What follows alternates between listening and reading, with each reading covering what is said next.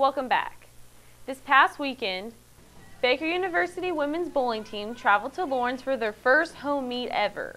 They took 4th overall out of the 8 women's teams that attended. This past weekend was the kickball intramural championship. The team home run or no run dominated the field as it remained undefeated for the season.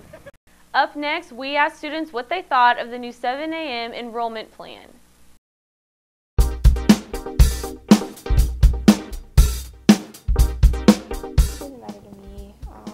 I don't like getting up early, but I'll do it just to enroll, so I don't think it'll make a big difference.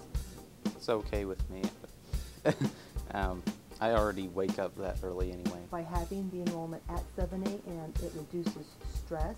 I think it reduces complaints, and I think actually it addresses some of the concerns from enrollment in the past. So I strongly support enrollment at 7 a.m. in the morning. Personally, it doesn't really affect me since I'm an early riser, but for some people who wake up late, it may be difficult for them. I like the midnight time better just because I can come in whenever I wanted to.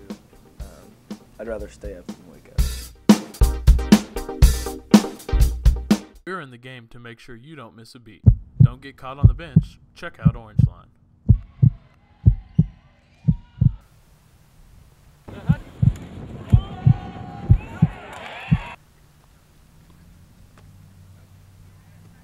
They got it covered. When it comes to Baker basketball, only one place has it covered. The Wildcat Report. With the Wildcat Sports Report, we've got you covered.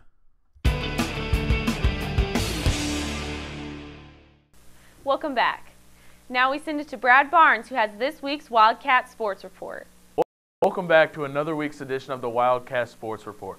I'm your host, Brad Barnes, and I will be walking you through this busy week at Wildcat Nation.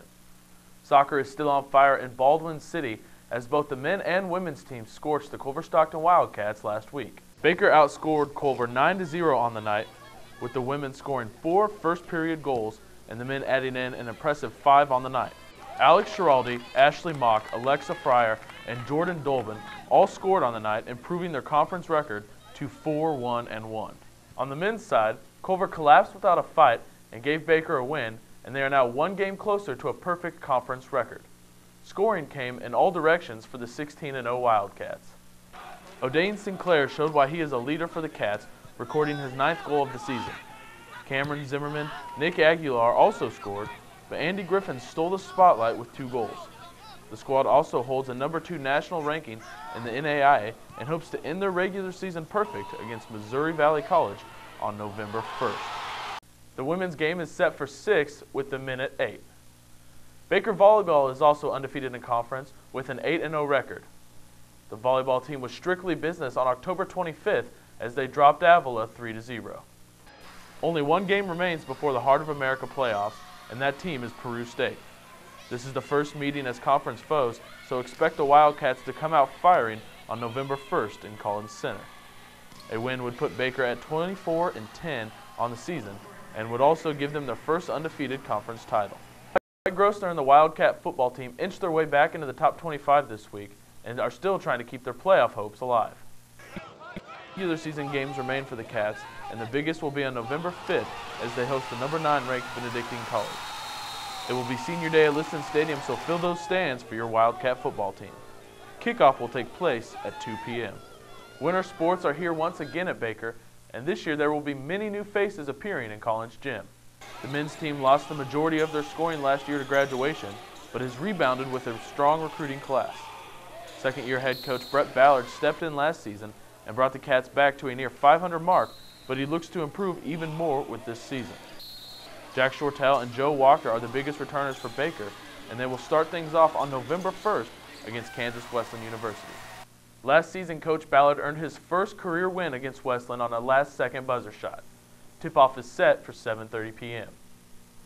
Ben Lister will also look to get his first career win against Wesleyan on November 1st as he brings an entirely new team into the conference. The Wildcats lost all 5 starters to graduation last season, but Lister feels his squad can still compete. Gloria Tonmo returns with the most time from last season.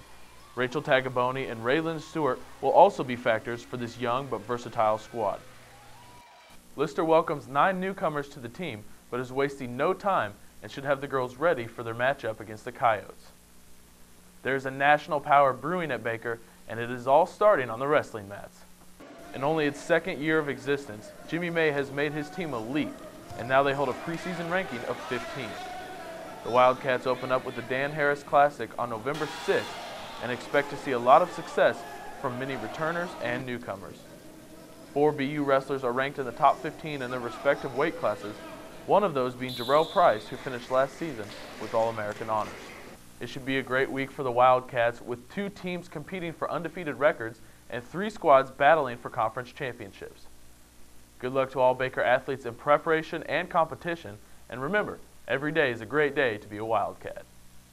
Thanks, Brad. We also want to congratulate Ziamar Nunez and Megan Thomas for their 5th place finish in the Multimedia Story of the Year category at the recent National Media Conference. That does it for this week's episode of Orangeline. I'm your host, Alex Schrawley. We now leave you with footage of the Brasstacular event.